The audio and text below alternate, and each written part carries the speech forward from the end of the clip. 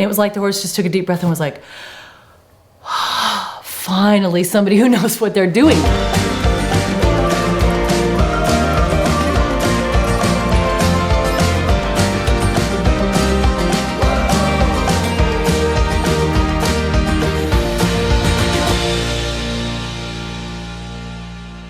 The time that I had a gentleman that told me that his horse was feisty and he couldn't figure out why he was having such a hard time.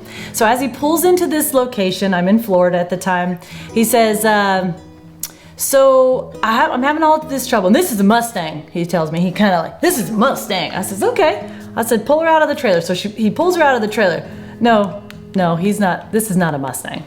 But she has a tiny little lightning strike bolt on her neck. Looks like an old messed up brand that somebody at the BLM maybe had a little too much to drink and messed it up. That's what it looked like. It just looked like a little spot on this horse's neck. She definitely was a Mustang.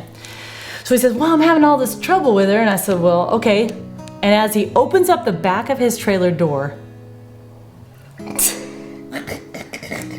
I see his bridle hanging there. And I say to him, so, do you mind me asking you a question? Can I see your equipment? Would you mind putting it on your horse's head? So he's like, you bet. So he pulls out his tie down. The tie down strap was like this long. It was short. Then he pulls his bridle out. The bit is on upside down and backwards. The chin strap is hooked to where the reins would go. Okay, so just think about that for a second.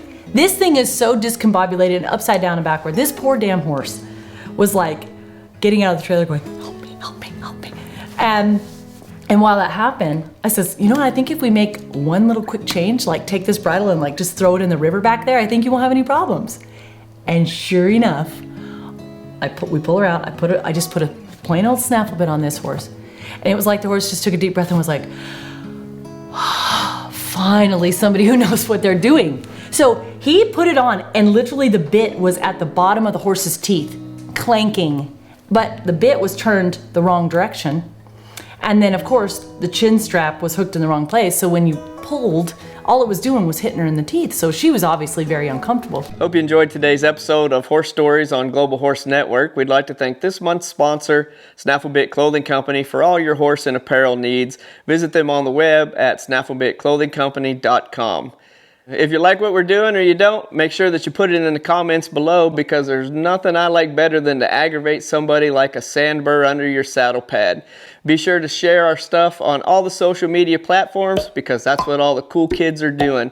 Be sure to subscribe if you like what we're doing. If you want to be notified whenever we're posting new content and some kick-ass stuff, click on the notification bell.